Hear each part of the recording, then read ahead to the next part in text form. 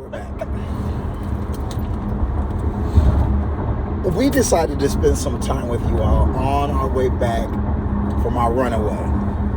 So we don't just talk about it. We don't just advise it. We do it as well. Yes. So we are road tripping, and y'all see this plane in the back. It's on its way to die. It's on its way home to die.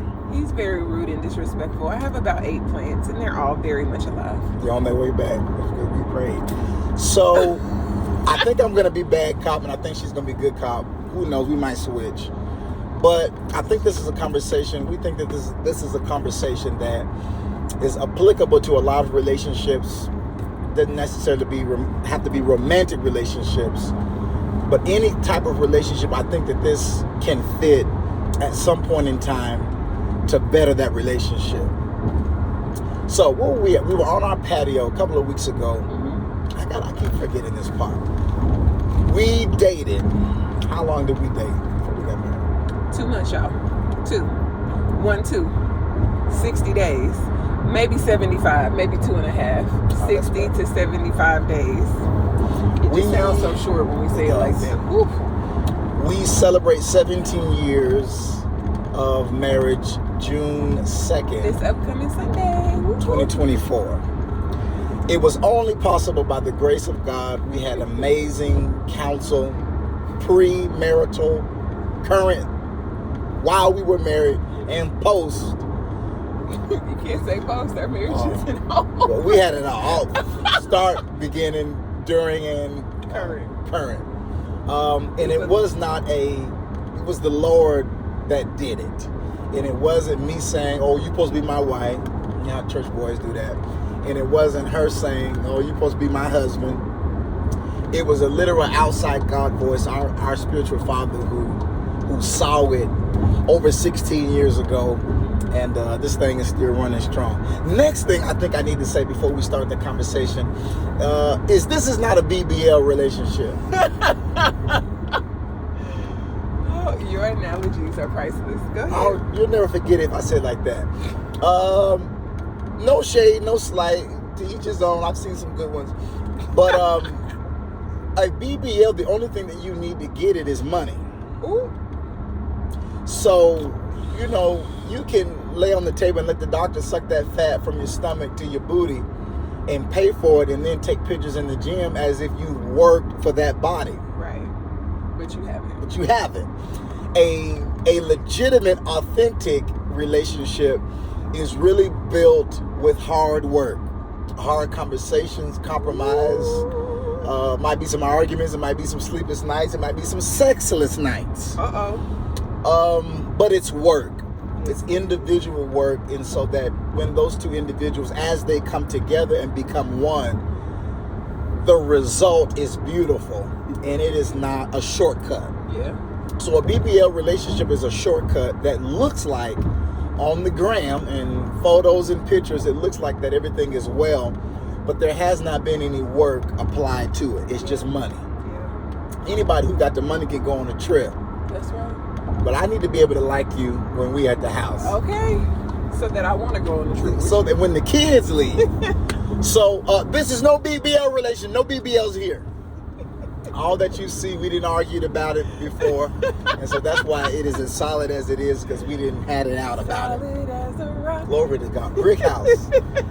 So we were on our patio a couple of weeks ago, and the first 5 years or 7 years was hell.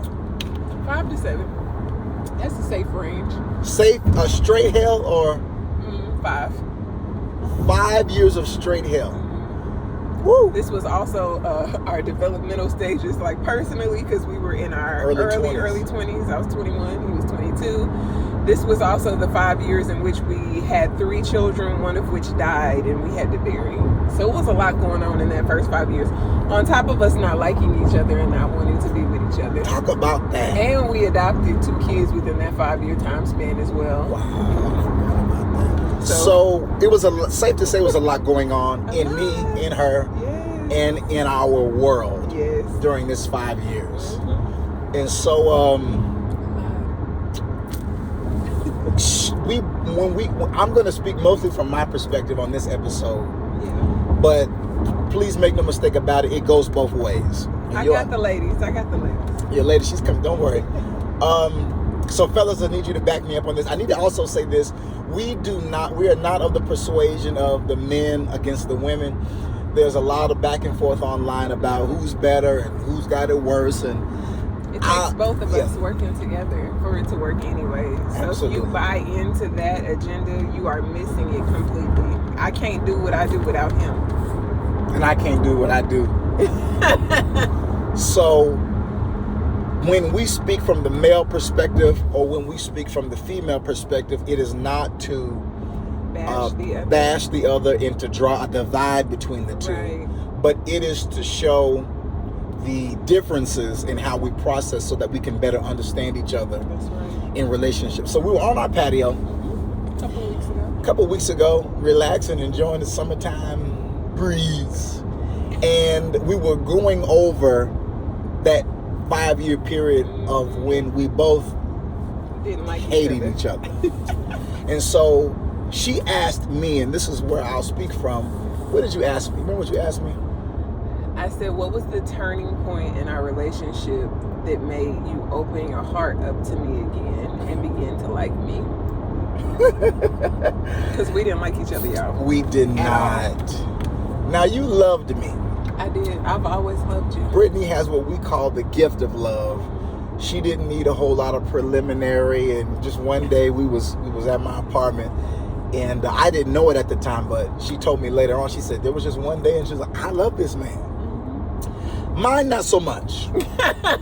Mine not so much. I am. I'm slow. It takes me a second. And a little skeptical. Yeah. So he needs some time before he can fully buy it. Yeah, I needed to watch her, and I need to see her in different environments, and we'll get into that a little bit later. So I really didn't have an answer because I had never thought about where I was or what it was that made me go from, I can't stand her. Yeah. Like, I really disliked you. Yeah. I mean, really, there were just some things about you that I was just like, I don't like her. Yeah. And That's so, fair. The glue that held us together during that phase, one of the glues was that I believed the voice of my spiritual father, that his eye and his insight into my life was accurate, because nothing in me during certain parts of that 5 years was like, But 16 and a half years later, our love is strong. But I ain't want to talk about no strong love. We're going to talk about the rough part. I thought about it, and my answer was this. I said, I don't remember when you did it. I don't remember where we were at. I said, but you apologized to me. And I said, I can't remember as an adult being hurt by an individual or dating someone and they sit me down and really go over like, I'm sorry for what I did to you. Yeah. And it was an epiphany that I knew that you had just by the way that how serious and somber you were. And I remember you going down the line and really listing off some things that you didn't know at the time that had really deeply hurt me. And as a result of that, I shut you out and shut down with you in certain areas. And when you went back over those and said, I did not know that when I said this, that when I did this, one thing that she did that really just, remember what it was? We were what? When we were the door, we locked the door. Oh, when I locked you out of the room? Yeah, come on, tell. I locked him out the room, y'all. We had an argument. He left the room. I locked the door. I was like, nah, you ain't coming back in tonight. No, I went to pick. One of her love. She think about it. One of her love languages is quality time. So I was in ministry at the time, and I'm trying to do my best with like taking care of stuff at home, giving her what she needs, and ministering. And I took someone home. He hadn't found the balance yet, y'all. He hadn't found it. I took someone home after church one night, and I got back later than she thought that I should have gotten back. It was one of my brothers. And we had a pre-existing argument before this, and so this was like the icing that was on the cake. This was the straw that broke the camel's back. And I got back to the house later, and she was like, if you want to be out all night with the church people, then stay out there, and locked our bedroom door. Now, I did, y'all. I really she loved that. me. I really did that. But I was still undecided on her at the time. So for her to lock our bedroom door, I was like, that's fine with me. So that was one thing that I really remembered, that from that day forward, I was like, if you want to lock the door, that's fine. I'll just leave it locked. And I didn't like demand that she open up the door. I just went to sleep on the couch, and I don't know how long we left it like that. But I was like, it's cool for me. I don't need the door open. I slept good. He slept good. So it was things like that. So toxic. It was things like that happened in our relationship. And there's both sides. But on her end, that was something that really stuck in my mind. Like, I don't like you. Like, I don't like you. You're dangerous. You go off, you talk crazy, you think you can whoop me, like you slick at the mouth, you just say stuff that make me want to put my hands on you, but I can't. Then you're going to call the police if I do. And so I thank God that there weren't cameras in our house during that year. It was really our history. So I was brought up in an environment where I had to defend myself all the time. He was brought up in a more suburban, calmer environment. So he didn't understand the necessity of my what are you doing? Like, so my expression to him was like, do you want to fight me? Yeah, you don't. You used to ask that in arguments too. Do you want to fight me? I'd be like, nah, but I'm passionate about what I'm saying. I want you to know. Because the devil was telling me she thinks you a punk. She think she can whoop you. Like she thinks she. And I just want to just cut across the field and just show. I can't argue as good as you can. So let's just take this to my field to where I know I can win. So anyway, that broke me down. And I had some opinions about you that really began to break as you apologized. And one of those opinions that was being destroyed as you were taking ownership for your piece to the relationship was that she can't be the devil. The devil don't make themselves vulnerable and own their stuff and say, hey, this is what I did, and this is probably the byproduct of what I did. The devil doesn't say I got convicted and I saw and I'm seeing like my wrong in the error of my ways and how it's affecting this relationship. And so I had to adjust my position on her because I was like, she can't be all bad. So that really started healing a journey of healing in me, even from you apologizing, because it really made me reassess you and reassess my opinion on you. And if I was being overly hard, if I was being self-righteous in my dealings with you. And so that was so powerful to me. What you think?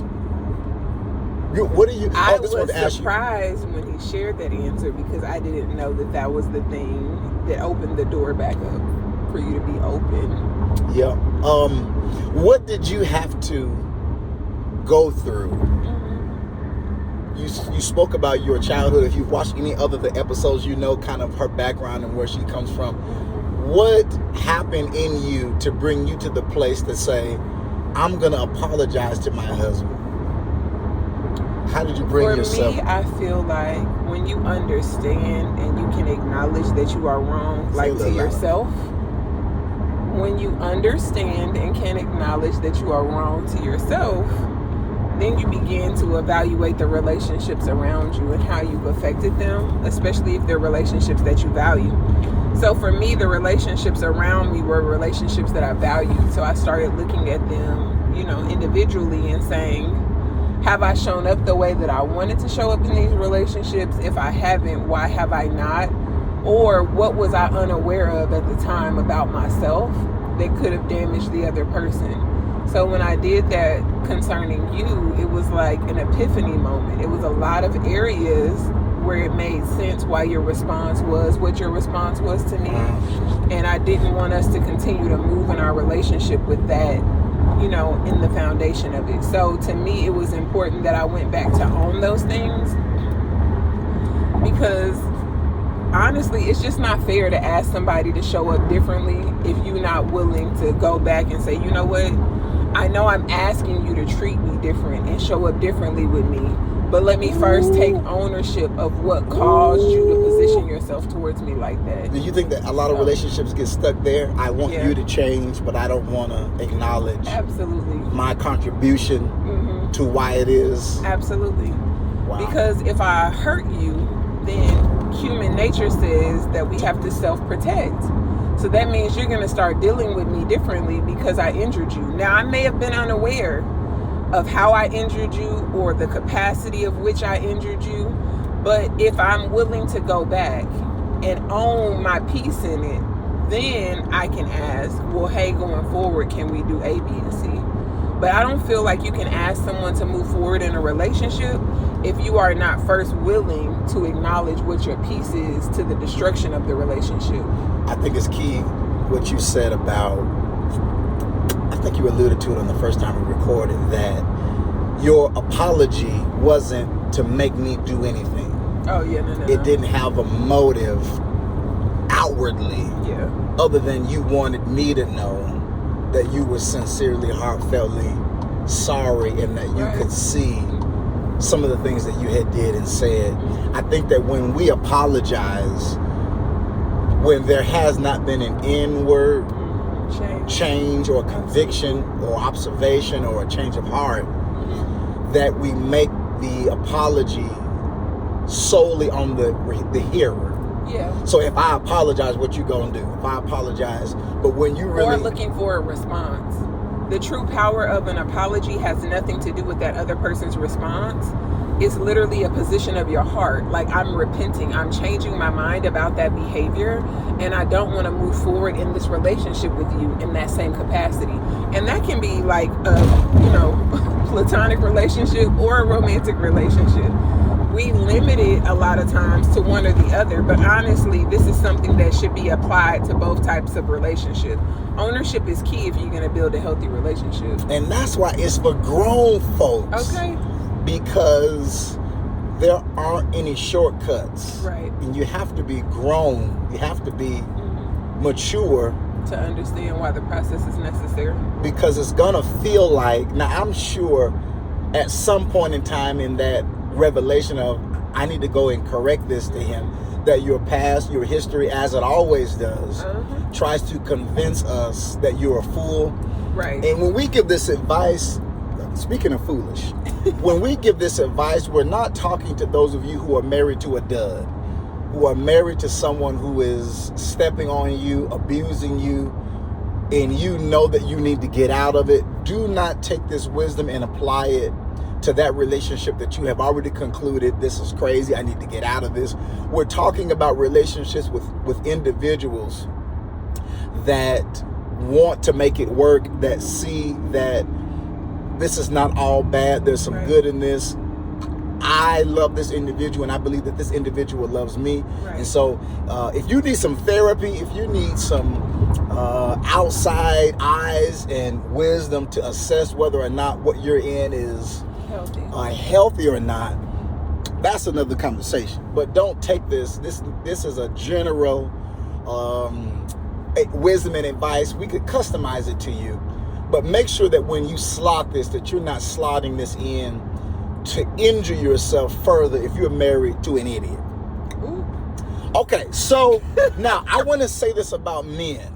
Okay. I told y'all earlier that we are not of the persuasion to pit the men against the women. Absolutely. When we talk about the differences, it is to illuminate those differences, and they're not that vast. Right. I believe that we really all want the same. It might show up, present differently because of culture and because of our wiring, but generally we are the same. But there are some differences in how we process, how we live life, how we understand and how we see one another.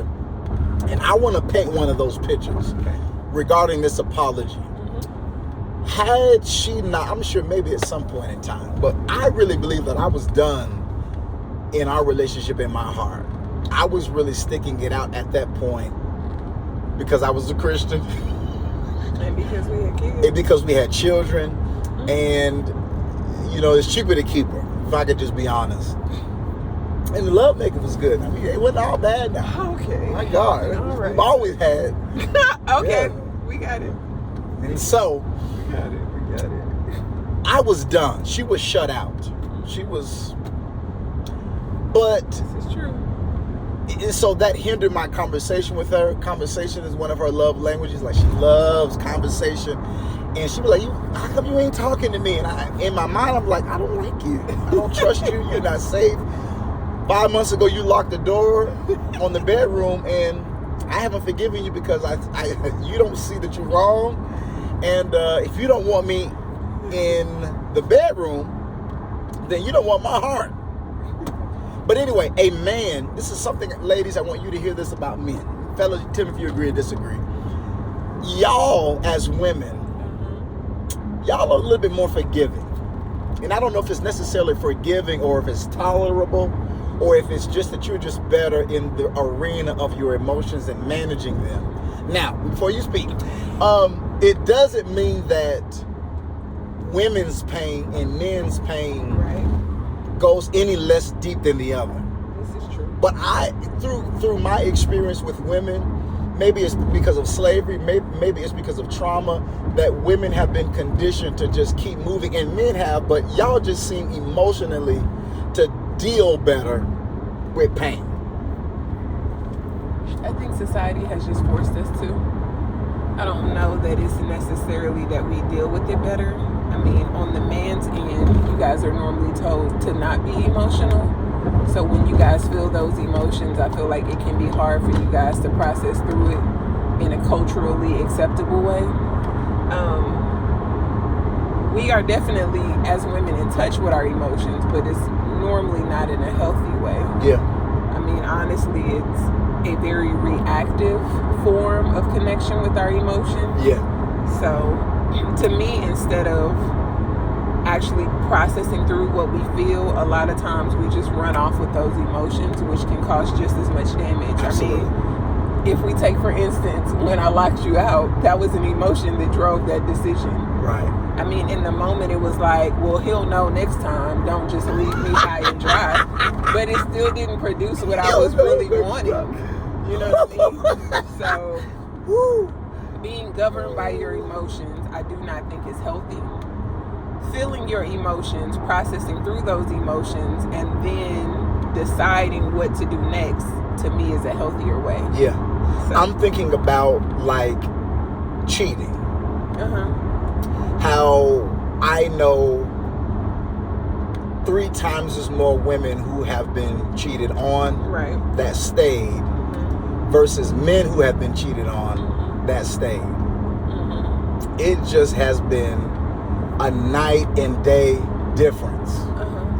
And so if a man, if he finds out that his woman is cheating, he is... Where does a man go inside his brain if he finds out his woman is cheating? Okay, this is an example of what I mean by women in the arena of their emotions versus men in the arena of our emotions. I don't believe that men deal in emotions as much as women. Emotional. You spoke earlier about, like, culture having a lot to do with men. A lot of them were raised to not show emotion. Correct. Don't cry, suck it up. Yeah. Women, on the other hand, that was allowed.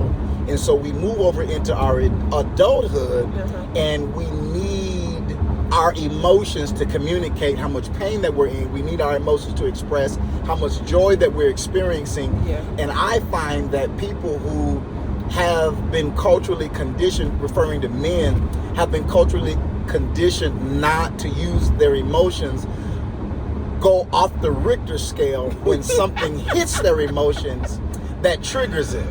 Because, you know, if you don't visit it, if you don't move in your emotions, it's such a foreign place. It's like, so like killing, stabbing, blowing stuff up. So when you say, like, when a man is cheated on, it's like, I can't believe. Especially when a woman is telling him this is all yours, daddy, is yours, and you can, and then she takes what you said is his, and then gives it away. I'm sure y'all deal with some of these on these levels. Comparison. Like, is he better than me? Is he bigger than me? Did he last longer than me? Has he got more money than me? I mean, a man goes through all of these. What was the reason as to why she gave him something that she said was mine?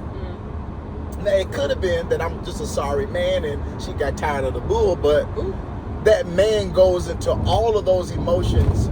And usually when you see men fighting, like fist fighting or shooting, it's usually either over money or a woman. Because we just don't know how to deal with that level of, some of this is embarrassment. How men handle embarrassment. Like, if everybody known that you my girl, and then they see you at a wedding with another man, like, I thought that was John's. You out in these streets, got me looking. Okay, I didn't even think about that. Yes, it's a whole. Now, I don't know how y'all process it, but however y'all process it, a lot of times y'all go back. Now, it doesn't mean that y'all are not crying on the inside. It doesn't mean that it's not affecting you, you know, to the depth that it's affecting us, but the way that it shows up in a person who normally is not forced to engage in their emotions. So I brought that up because men, this is just my fault. I didn't wrote a book on it. But I'm kind of noticing with men, you only get 2 chances at their vulnerability. Like, if you mishandle a man's open heart, you may never, ever, ever get it again. And there were just a couple of things that happened in our relationship that I was like, no. It's a no for me, huh? And had you not apologized, I'm so glad that you did, because, like, it takes a lot of energy to live upset, to live guarded, to be married, and to harbor, like, unforgiveness toward and so I was glad, and I was young in the game, but I was glad that you did that, because... Did you know it was unforgiveness, or did it just feel like pain? Because I feel like sometimes we're unaware that it's truly unforgiveness, and we just bury it under the guise of you hurt me. I'm sure if someone would have asked me, I would have been able to say, like, it's unforgiveness, but I slotted it in. I don't like you. You're not safe, and I don't trust you. Like that. If someone would have asked me then, I know the same feeling. I don't deal with you. I don't like my methodology. If a person is dangerous, I'm not going to try to convince them to stop stabbing me or whatever's feeling like a stab. I'm not going to. Okay, then why did you do it? Right. I'm going to get the hell away from you. Like, no, I'm not dealing with you. You're not safe. Stay away. No, I'm not. You're not getting 3 and 4, 5 and 6, 7 chances. I don't already multitask well as it is. Okay. So to open up my heart to you and not know why you did what you did, it's mine. Whatever. No, I can't keep going back in that same injury room without some kind of recourse as to why you did it, and some kind of assurance to know that, you know, you ain't gonna do it again. I got you. That makes sense. And I'm sure, you know, you feel the same way. So I feel that's where women differ, though. Come on. Like, I know that there are things in our relationship that cause me pain. And part of it is because I know I have the gift of love, so I'm able to absorb a lot of that a little differently than probably most. But I feel like women in general, we are more apt to give someone another chance than a man. Why? I feel like it's just the way that we're wired, like the way that we are built. You know, you're supposed to be nurturing, you're supposed to be, you know, forgiving, you're supposed to be loving, you're supposed to be understanding.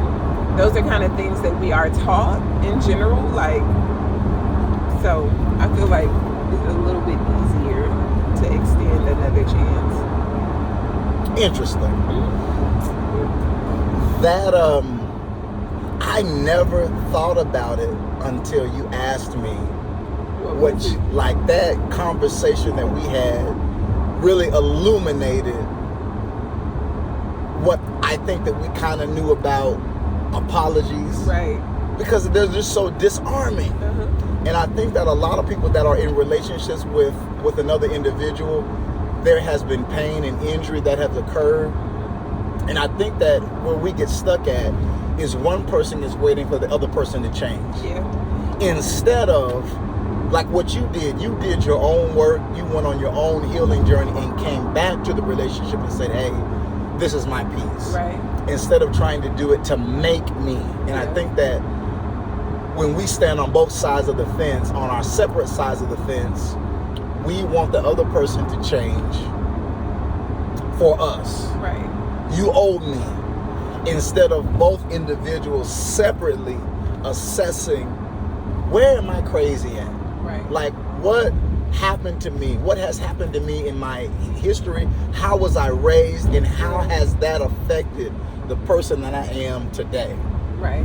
And I think what I have personally learned about men, y'all need more than just words. You guys want action to go along with it. So it was my actions early on in the relationship with you and with the people around us that made you take the position that you took with me.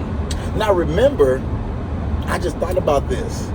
You said, like, one day, I just love this man. Mm-hmm. I had to watch you. Yeah. So during that, I can't remember what year into our relationship it was, but I think I was still watching you. I think I was still, and that was just like a mark, like, see, I knew it. Yeah. She crazy. I can't. She crazy. But I was, and so I didn't really open up. Obviously, when we got married, maybe I was open. I was open as much as I could. But it was just more negative than it was. We just have different capacities, y'all. We do. Yeah. So you was trying to be open. I was. Lord, no, I was. He was like a nervous kid peeking out the door. Is it safe to come out? So, and that caused a lot of pain to you in the relation. My closeness and my slowness to be vulnerable with you. Right. And I'm sure that didn't help your emotional outbursts. Like, well, if you don't want to open up to me, then we'll just stay out there anyway. You weren't in here no way. You weren't in the relationship anyway. You should love the couch. So by the fact that I didn't knock on the door and, hey, let me in, and demand and call for help, hey, come on, yelling. Did that communicate to you when I just was like, all right, leave it locked? Did that confirm? I don't like the word confirm, but it definitely added to the narrative that was already there. The negative narrative of he doesn't care about you like that. You're not a priority in his life.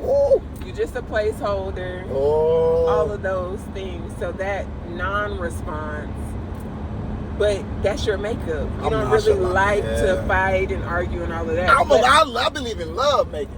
But I needed to feel like you would fight for me, and you weren't picking that up in that season. Sure, our attachment style.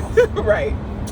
So, yeah, that's, if you are in a relationship with someone, especially with a man, and he doesn't talk, there's a reason why he doesn't talk. Yeah. It could be because he doesn't feel safe within himself, or it could be that he don't like you. Ooh, or it could be a little bit of both. Yeah, it could be both, because men talk. I know y'all go to the family reunion and maybe a table of old men are just sitting around just looking and watching. But when men feel safe, when men are passionate about something, when men feel like they're going to be heard, when men feel like what they are saying is not going to be used against them, men will talk. Yeah. Just fall off in any barbershop. Fall off in any sports bar, any cigar lounge. Men are talking. Any man cave. Oh, they talking. They talking about whatever is affecting them. Like, they talking about their women. They talking about their kids. They talking about how much stuff costs. How much they talking. If you're with a man and he doesn't talk, you should ask him. What's the question you said? You should ask him, why don't you talk? Is there anything that I have done? Well, this is when I have to hop on the bad cop agenda, okay? I knew you was coming. If you a hellraiser, you can't just come in the room and be like, why you don't talk to me? But that right there. Because that's all you're going to get. That's the only response you're going to get is that right there, which is not going to be the answer you want, which is going to cause you more frustration. So if you know you have been toxic in the relationship that you're in, and you genuinely want to be better, and you genuinely want to know the answer, you got to humble yourself first. I know I've been raised in hell, but I would like to come into this relationship differently. I would like to show up differently. Can you tell me what it is that I do that has caused you harm where you feel like you cannot communicate? You gotta come low. I know a guy, he's been married double digits. Y'all don't know him, so don't try to figure out, ain't nobody who you know. He asked me like a week before Mother's Day, what are you getting your wife for Mother's Day? And I said, what are you getting your wife for Mother's Day? And he said, oh, I ain't getting nothing. They've been married double digits. He said, oh, I ain't getting nothing. I said, why you ain't getting your wife nothing? I thought you like her. He was like, no. So he started staring off into he stopped making eye contact with me, and I believe that he went into his pain. But he said, I'm not getting her anything for Mother's Day. And he said, I haven't for the last 4 or 5 years, because every time I give her a gift, she takes the gift that I give her. I ask around, like I ask the kids, hey, what's your mom been talking about? He says, so I'm not just shooting from the hip on getting her a gift. It's something that she has expressed that she wants. And I go to the mall, order it, get it, and she will open it and take it back and exchange it and get the money for it and put it in the bank account. He says, so after about the third, he gave it too many chances to me. After about the third, fourth time, he said, I'm done. So I'm telling this story because men, we can be and are sensitive. And just because we present strong, nonchalant, we don't care. Oh, we watching. I said, have you told your wife? He was like, no, she know. That's the only thing he could say. I was trying to really give him some relationship count, and he was like, she know. What he said was, I'm done talking about it. It has been so proven in my mind and in my heart that there's nothing left to say. She doesn't appreciate my gifts. That's sad. So he wasn't even open to saying, hey, boo, I noticed I'm not getting you nothing. But looking at the whole relationship, I wonder when she started doing that and why she felt like she needed to do that. There's a reason. Yeah. Like, was there a gift that he bought and she didn't respond a certain way, and then he was upset about it, and she was like, it's all right, you ain't never got to buy me nothing again. Because he ain't going to ask. Just keep your money. He's not going to. I'm telling you, I know. He ain't going to ask. It's going to be left. Now, this is not right. This is wronger than two left shoes. But I'm just giving you insight into a man's mind, and this mindset might be a fraction of what's in your man's mindset. But we might not say a lot, but we watching. We talking. So body language, action, there's other ways that y'all are communicating. Why you stay out all night? I don't want to be at home. Every behavior has an origin, and if you want to know, you should ask yourself, why do I do what I do? And you got the courage enough to ask someone else, do I have any involvement in why you respond or behave that way? Yeah. Is there anything I can do to make you feel safe or safer? Yeah. That's why this is for grown folks. Absolutely. Peace.